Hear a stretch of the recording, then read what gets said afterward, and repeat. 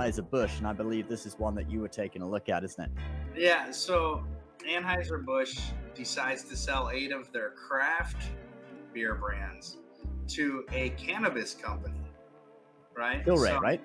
yeah, Tilray brand. So, it looks a little bit stranger than what it really is, right? So people are thinking like, oh, Anheuser's trying to get some money after the decline with the issue with the Bud Light cans, and the truth is that Tilray has an ambition to be a alcohol beverage brand along with being a cannabis brand. So not only can you get stoned, you can get drunk too, all on their stuff. So Maybe they it's a can do little like a pack, right? Two in one pack. spin, but don't puke.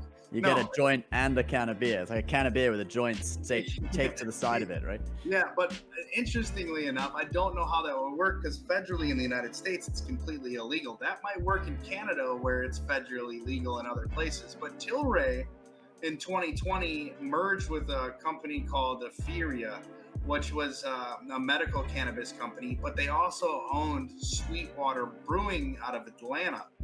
And so the new CEO of this company decided that he wanted to make a strategic move towards acquiring alcohol beverage companies along with being a cannabis player.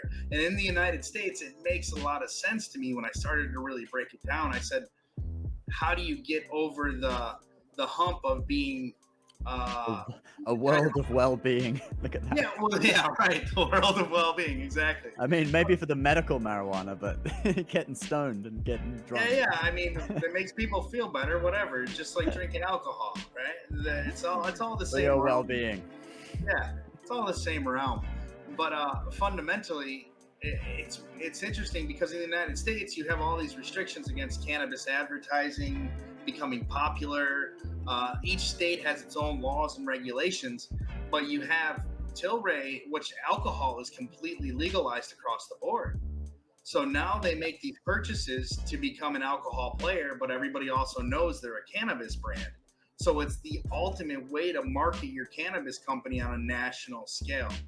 So as I looked at this a little bit more, I was like, this is pretty interesting. So with the companies that they're buying from Anheuser-Busch, they're buying like all their craft brands. So it's, Shock Top, Breckenridge Brewery, Blue Point Brewing, 10 Barrel Brewing, Red Hook Brewery, Wildmer Brothers Brewing, Square Mile Cider, and Highball Energy. None of those brands are really recognizable on a national level except maybe Shock Top. And Shock Top kind of lost its momentum here in the last 10 years.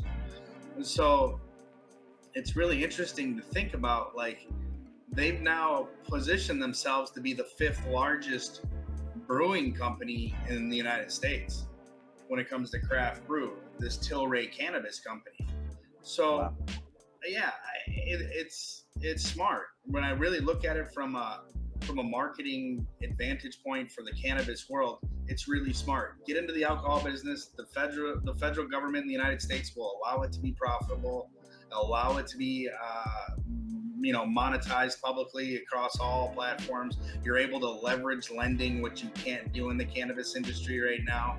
It also might help them attract investment, and it'll probably stabilize their stock as well, because Tilray, I remember back in the day of like the whole meme stocks and stuff, when we got out of meme stocks, it went to pot stocks, right? And a lot of money flowed in there from retail investors, and Tilray's stock was just wild, right? It was like a roller coaster for a while, up and down and stuff. And yeah, I think with alcohol as well, it's going to stabilize the company, because you could get it's more mainstream. It's not something that could get banned all of a sudden, or new regulations coming in and stuff. And so I think it's probably a good move. Yeah, so they're an international company. They have a lot of operations. They Tilray brought in $600 and something million last year in 2022. So they're approaching that $1 billion mark.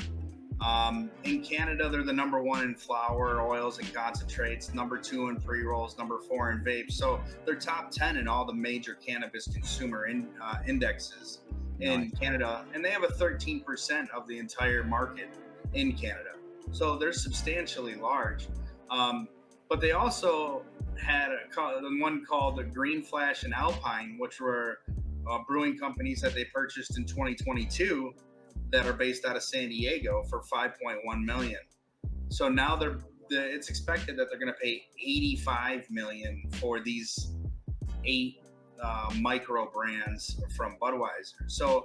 So really, Budweiser's not getting any more capital that they lost. I mean, 85 million isn't that much compared to the size of the company, is it? So maybe it's not really so much of a link to the Dylan Mulvaney stuff, although everyone thinks it is. But that's what I mean. So it's not really linked to that. I think fundamentally it gave them a lot of publicity, especially Tilray doing this buy. Like, no one in there, we wouldn't be talking about this unless we had the previous conversations of them losing billions of dollars on their that's stock. true, isn't it? Yeah, it's given Tilray a lot of good press.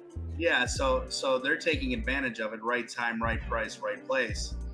So good for them, and it's good to see that they're gonna move forward with that. But they also, $85 million for a company whose revenue is 600 million, a significant amount of money.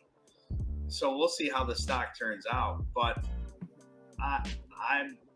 I would say I would put this company at the cutting edge of all of the cannabis brands worldwide. Would you buy? Would you say it's a buy? Not financial advice, but for you personally. Yeah. For me, I was already contemplating whether or not I was going to buy it. It's at $2.63 a share right now. I think it's a long-term hold. Yeah. It's not a swing trade. It's not a day trade. It is a year-over-year hold. I have swing traded it in the past, but yeah, I probably would be open to buying it as well. Yeah, but I wouldn't even try to swing trade this. And who knows? This deal might fall through. They have an agreement. They're supposed to settle on it by the end of September. Let's see if they have the cash. Who knows what the real financials look like until they have to report them next year.